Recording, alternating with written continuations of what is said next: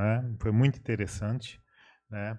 E dando continuidade ao nosso trabalho, né, convido ao nosso próximo convidado, né, senhor José Marcelo Palma, para falar sobre o tema Indústria 4.0 na formação profissional e transformação tecnológica. O Marcelo, ele é da SSM Smart Strategy Manager, uma empresa de treinamento e na introdução da indústria 4.0. O Marcelo, ele tem atuação de 30 anos na indústria, no segmento siderúrgico na linha branca e bens de capitais sob encomenda, nas áreas de manutenção, manufatura e qualidade.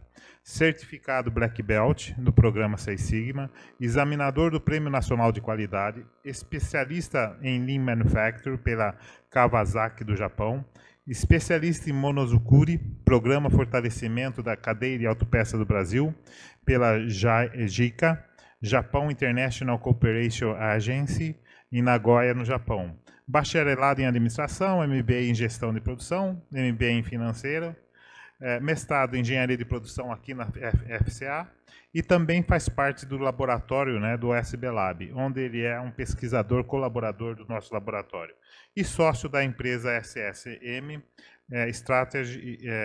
Smart Strategy Manager, treinamento e desenvolvimento em indústria 4.0. Por favor, Marcelo, fique à vontade, né, para fazer sua apresentação. Dois toques. Alô? Pessoal, boa noite, obrigado pela presença, obrigado pelo convite. Só uma informação também adicional, esse evento está sendo transmitido ao vivo pelo YouTube. O link é FCA Eventos, quem quiser encaminhar o link para alguém que tem interesse, né, em visualizar esse evento, ou, né, posteriormente vocês consigam visualizar. Bem interessante. Bom, eu vou falar um pouco sobre a SSM, uma empresa que basicamente nós construímos ela baseado exatamente na percepção de uma lacuna que existia nessa questão da indústria 4.0, que era exatamente na preparação de profissionais para esse segmento, ou seja, nós percebemos que existia realmente uma necessidade de que nós conseguíssemos transmitir para as empresas, para as organizações, do que se tratava esse assunto de uma forma bastante inicial, conceitual, e que elas conseguissem, através disso, logicamente, construir as suas estratégias, conseguissem perceber realmente o que estava acontecendo, que cenário é esse da indústria 4.0, e elas conseguissem realmente assimilar esses conceitos e ter uma capacidade estratégica de caminhar melhor nesse assunto.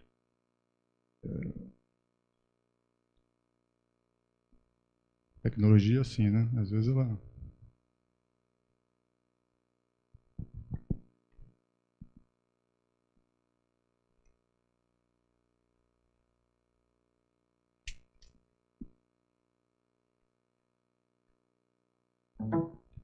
Acho que agora vai. É isso aí. Bom, então o nosso tema é Indústria 4.0, a formação profissional e as transformações tecnológicas.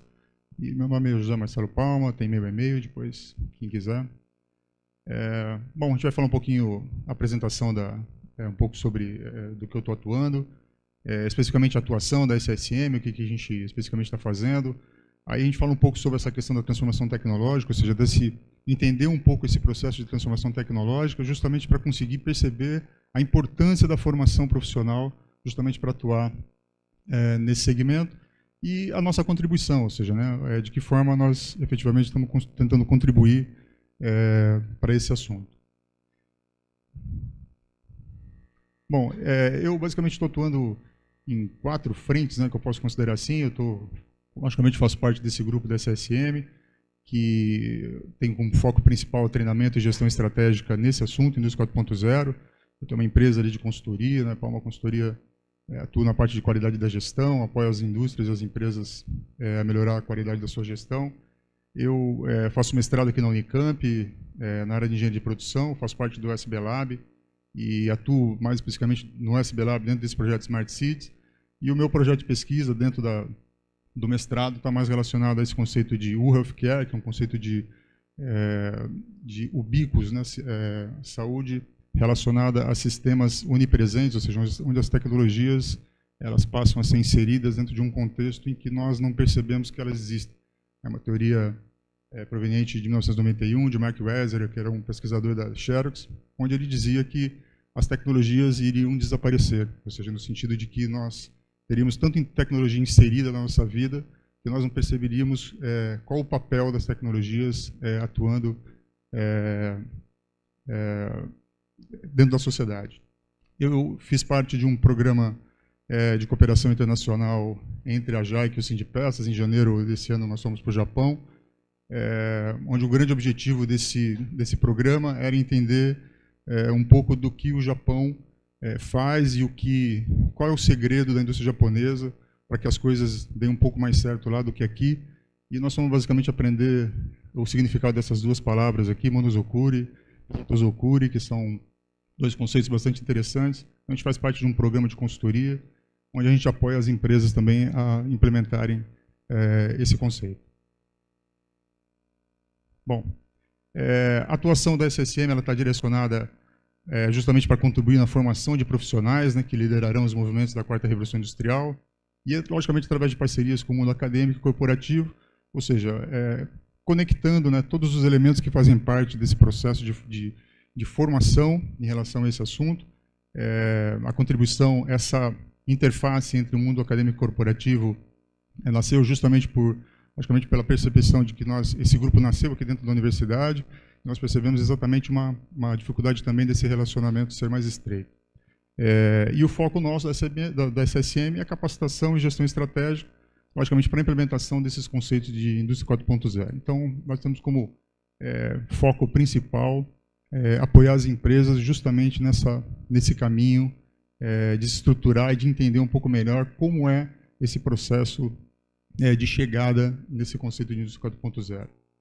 Bom, só um histórico da atuação da SSM. Esse grupo nasceu em 2016 dentro da disciplina da indústria 4.0, aqui na FCA, e quando nós cursamos essa disciplina, nós percebemos exatamente essa lacuna, né, que existia uma lacuna entre o entendimento daquele próprio grupo que participava dessa disciplina, entre exatamente o que era tudo isso, né, o que representava os conceitos da indústria 4.0.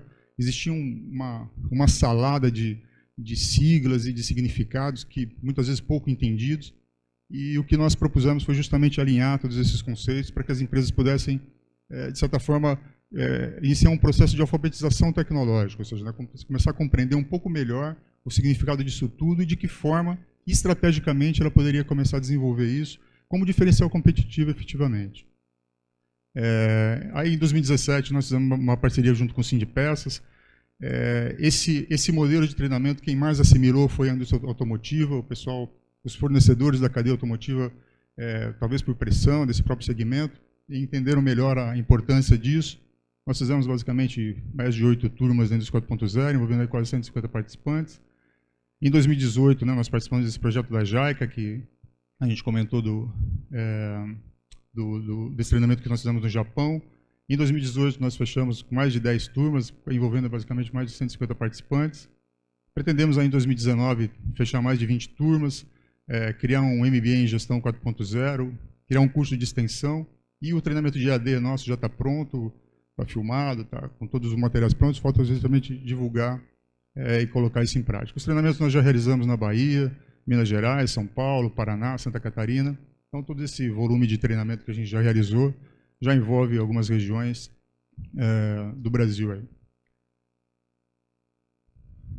Bom, voltei. Bom, essa é a nossa equipe, é o pessoal que participa do grupo da SSM, eu, Biratã Bueno e o Wilson, todos eles participantes também aqui da FCA, e com larga experiência nos setores industriais, automotivos, com experiência internacional, e todos nós contribuímos aí com esse projeto. Bom, o principal alinhamento que nós tivemos em relação a iniciar esse processo foi essa frase do Peter Drucker, né, que a melhor maneira de prever o futuro é criá-lo. E aí, logicamente, essa frase dele é inspiradora, mas nos remete a uma responsabilidade gigantesca, que é, logicamente, criar esse futuro. Ou seja, como que nós, com esse monte de tecnologia, com esse monte de tendências, ou seja, quais efetivamente seriam as tecnologias que dariam certo? Como que eu consigo pensar num planejamento estratégico da minha empresa, com esse monte de tecnologia disponível, e quais seriam efetivamente essas tecnologias que dariam resultado, que gerariam algum tipo de benefício. Porque eu trabalhei muito tempo na indústria e sempre tive um conceito de que algumas questões mais técnicas, elas não são tão difíceis de serem compreendidas pelas organizações. Então, muitas vezes, alguma tecnologia específica, o mercado está cheio de soluções que muitas vezes podem dar certo para uma empresa e não dar certo para outra, alguns modismos, né, Seis Sigma, ISO 9000, logicamente surtem resultado, mas esses modelos nem sempre são bem adaptados ou bem planejados para a sua efetiva aplicação nas empresas. Ou seja, eu preciso efetivamente entender essa metodologia, essa técnica, essa tecnologia, e de repente aquilo que deu certo para uma empresa pode ser que no mesmo molde, né, que nas mesmas configurações não dê certo para a minha empresa. Então eu preciso passar a ter uma estratégia de conseguir compreender como que essa tecnologia vai ser inserida e como que efetivamente isso tudo vai dar certo. Então, a principal característica, né, para alinhar esse pensamento do Peter Drucker, logicamente, era começar a perceber, reconhecer essas tendências e como elas irão impactar na prática da gestão das organizações e no comportamento da sociedade. Então, quando eu penso que o foco da nossa empresa, da SSM, é criar uma estratégia para esse segmento, então eu preciso pensar exatamente como que eu vou estabelecer, conseguir captar no mercado quais são essas tecnologias e o que efetivamente isso vai dar certo, criando um modelo estratégico para as empresas pudessem colocar isso na prática. E essa questão de prever o futuro, ela normalmente, o ser humano gosta um pouco disso, de tentar prever o que vai acontecer e tentar fazer algumas previsões. E lá no comecinho do século XX, lá em 1910, alguns artistas franceses foram solicitados para que eles conseguissem criar a visão que eles teriam do que seria o ano 2000. Então, eles foram solicitados, eram dois artistas, desculpa, esses dois, vamos lá.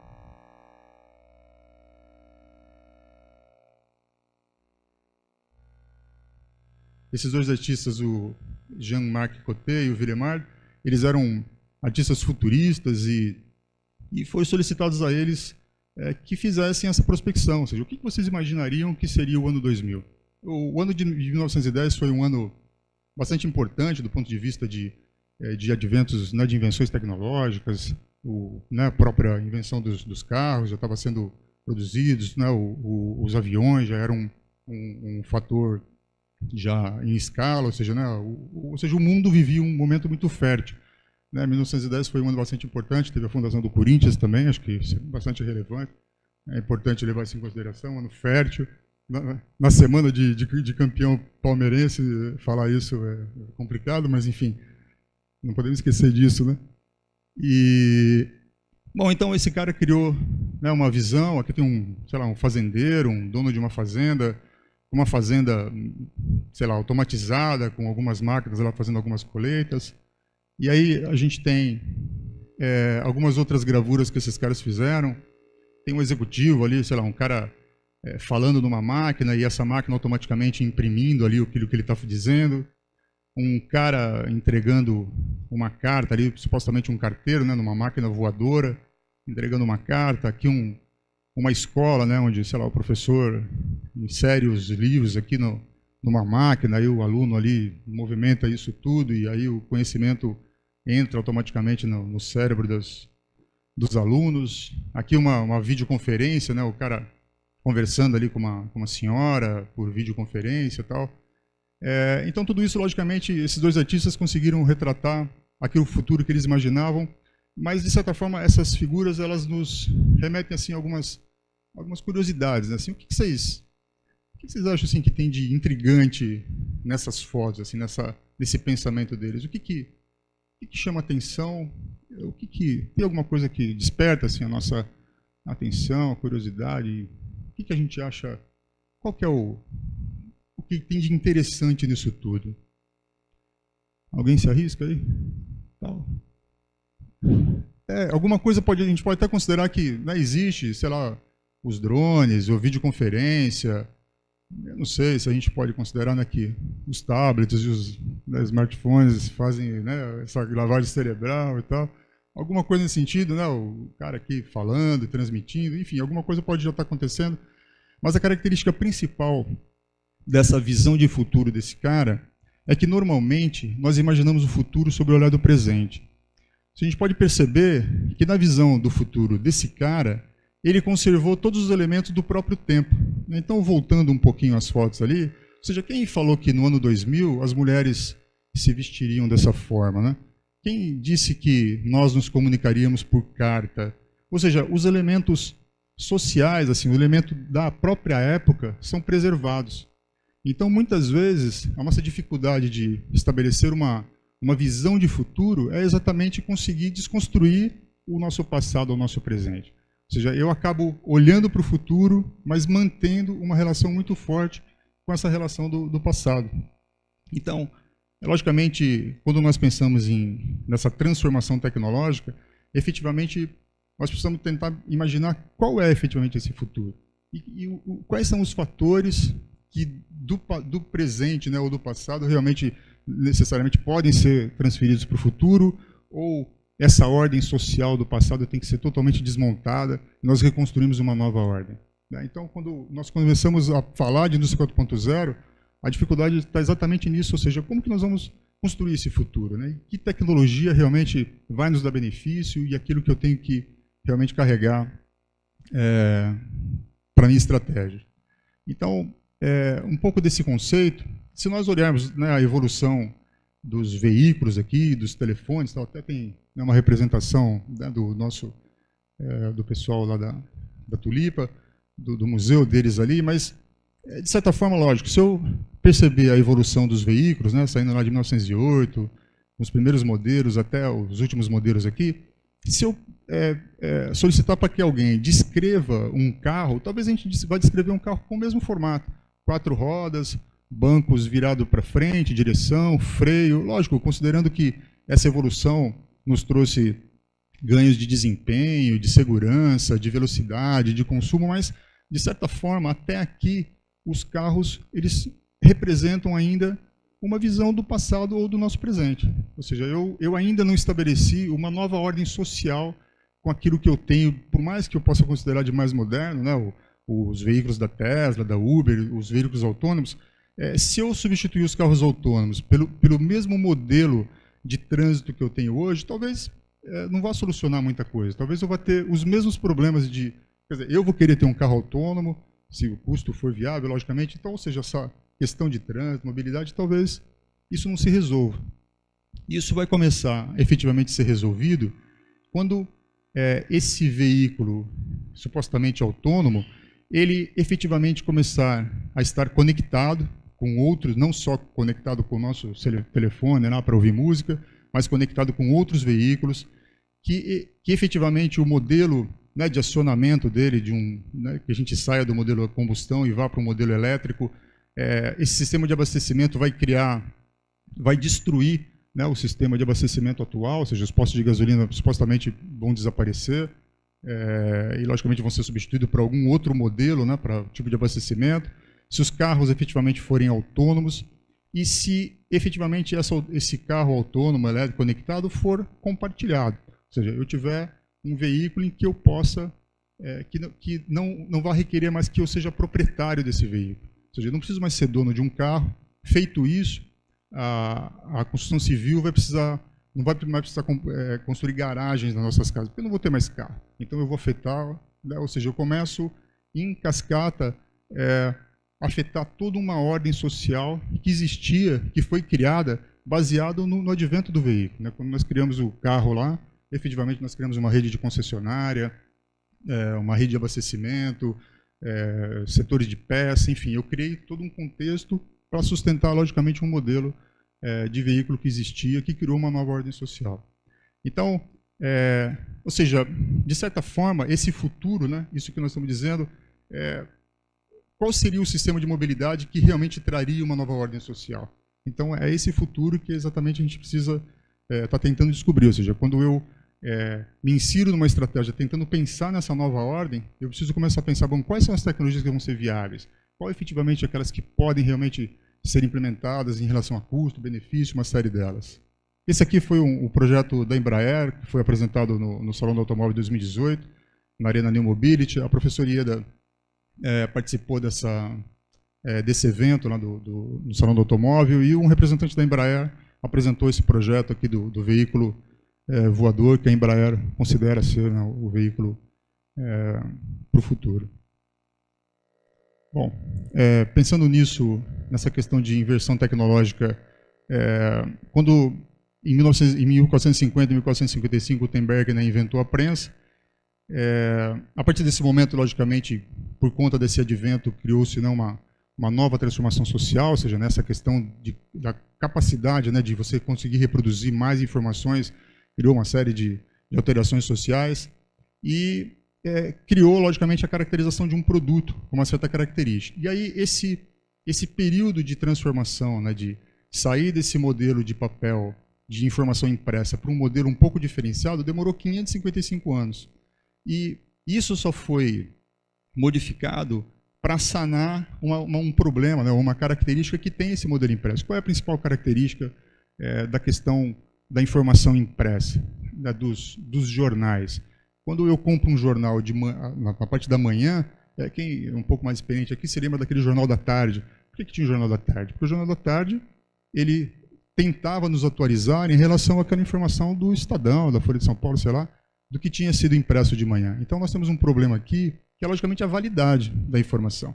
Então, por mais que a gente tenha, da mesma forma que o veículo, né, transferido, mas nós conseguimos ter jornal colorido, com maior volume, melhor qualidade do papel, enfim, uma série de coisas, mas basicamente eu não consegui resolver a questão da validade da informação. Ou seja, eu tinha uma informação impressa que poderia perder a validade em segundos, né, ainda mais hoje com a tecnologia. E aí esse cara conseguiu resolver essa questão, ou seja, né, eu consigo ter informações atualizadas nesse ambiente, né, de livros, né, de leitura. Em Paris, né, essa foi uma informação coletada num periódico, né, as livrarias dá adeus aos estoques, imprimem livros na hora, ou seja, todo esse processo, esse ambiente de inovação, né, que demorou 555 anos para ser invertido, surgem já algumas novas propostas, e mesmo assim, nesses últimos meses a gente viu essas notícias, né, da Livraria Agricultura pedindo recuperação judicial, a Saraiva da mesma forma, ou seja, né, o mercado editorial não conseguiu, ele teve de repente 555 anos para conseguir repensar o seu negócio, e ele não conseguiu, e justamente dizendo que as incertezas do cenário econômico brasileiro e a crise do mercado foi um dos motivos que levou à atual crise. Ou seja, o que nós precisamos perceber é exatamente o quanto tempo a tecnologia vai fazer com que o meu negócio desapareça. E qual é a tecnologia que vai fazer com que eu possa mudar o meu negócio, deixar de... Se o meu negócio era imprimir livros ou vender livros, e o meu estoque ali era o principal problema, ou seja, não adiantava eu modelar as minhas lojas com um ambiente muito mais saudável, muito mais adequado, no entanto, a sociedade buscando novas alternativas de leitura ou de forma de se manter atualizado.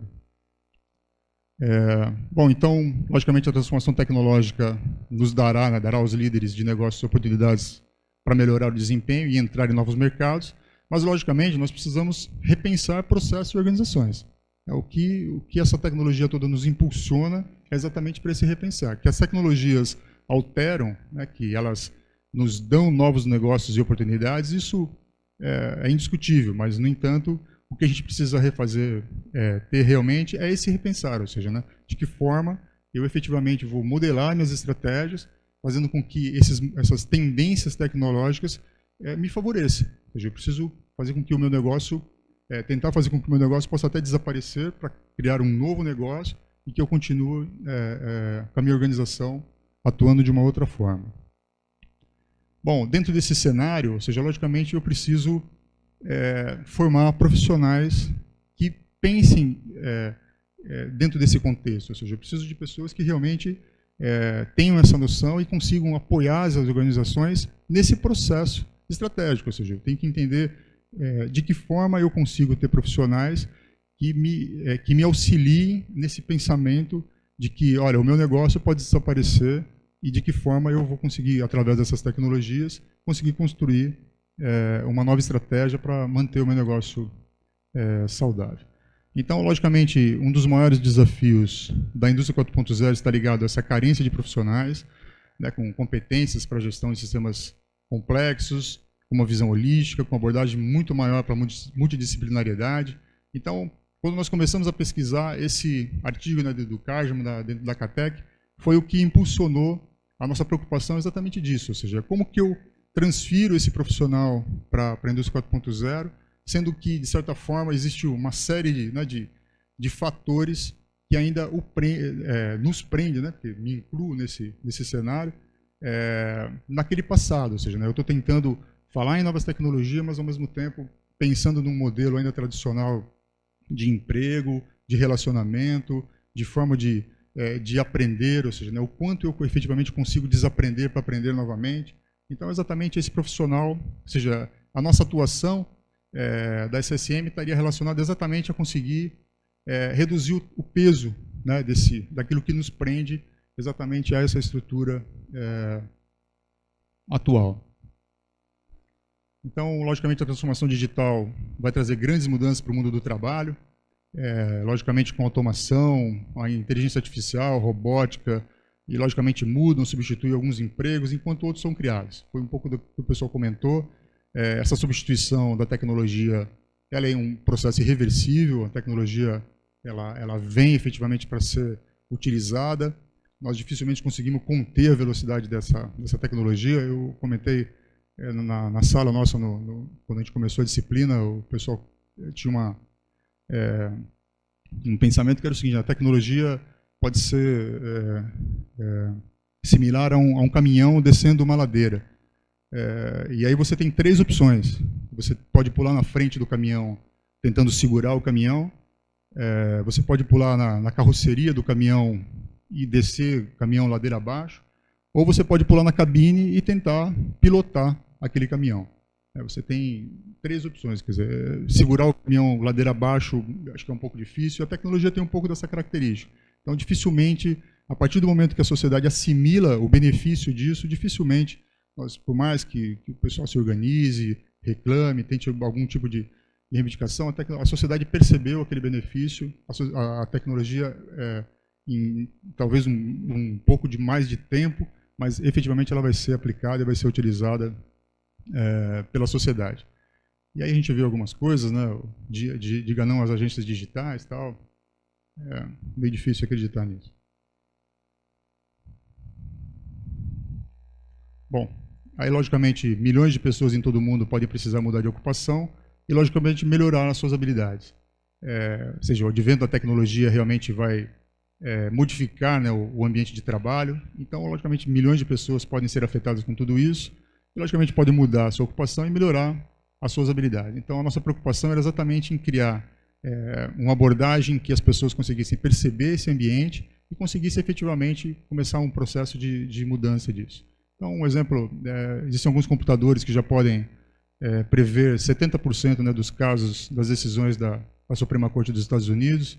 Então, o sistema identifica ali quase 70% das decisões gerais de reversão, né, da Suprema Corte e prevê corretamente 70,9% dos votos de juízes individuais em 7.700 casos e mais de 68 mil casos da Justiça. E, logicamente, o computador, a inteligência artificial não dorme durante o julgamento. Então, logicamente, isso ela vai nos substituir facilmente nesse processo todo aí.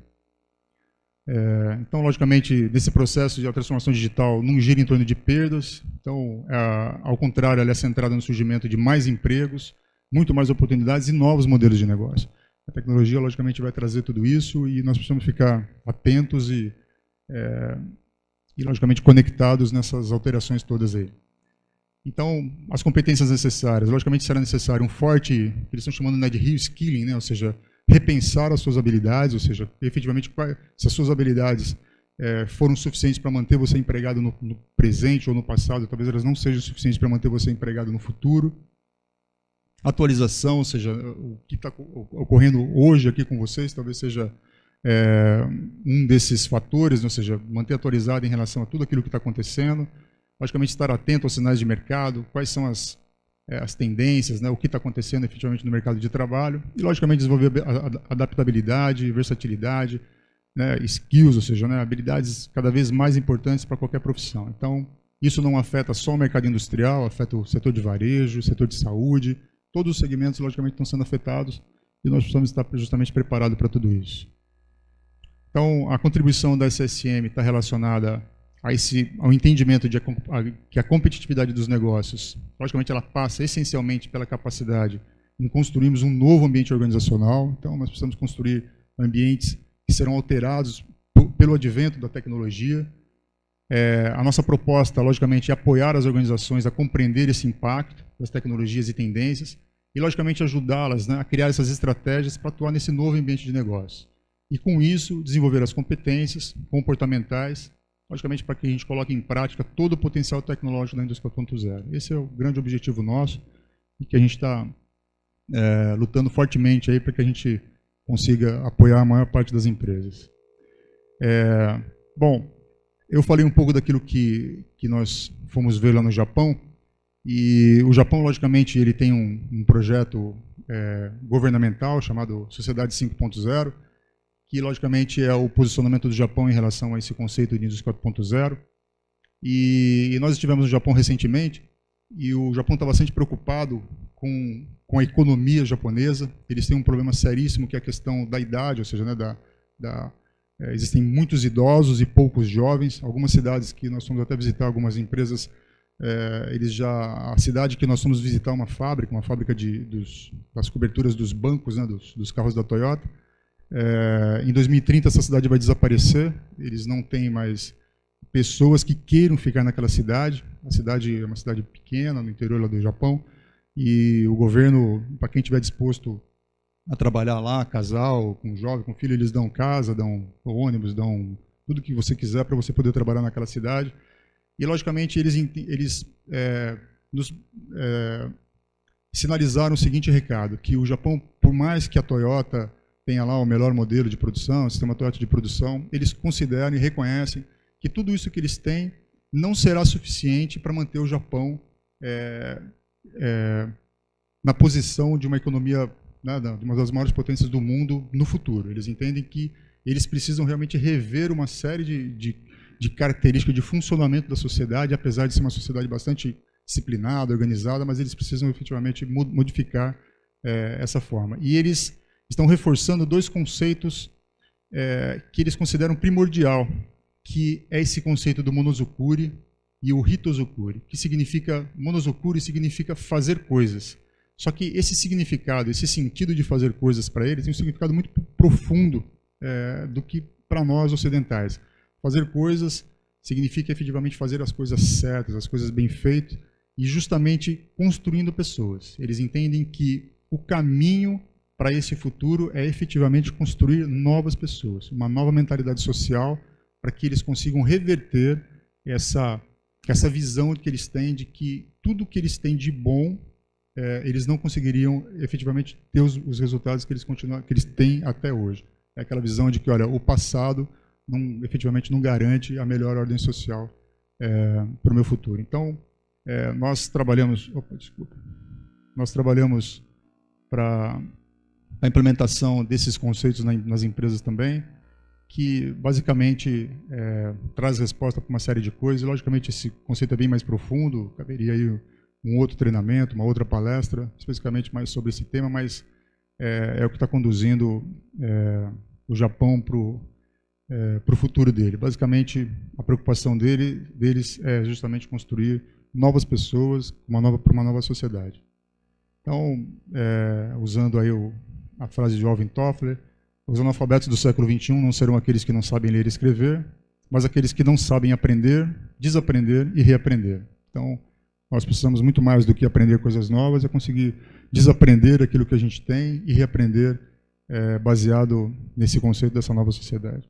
Então, muito obrigado. Meus contatos estão aí. Quem quiser depois também procurar, a gente está à disposição de vocês aí. Pessoal, muito obrigado. Alguma dúvida, depois a gente... Muito obrigado.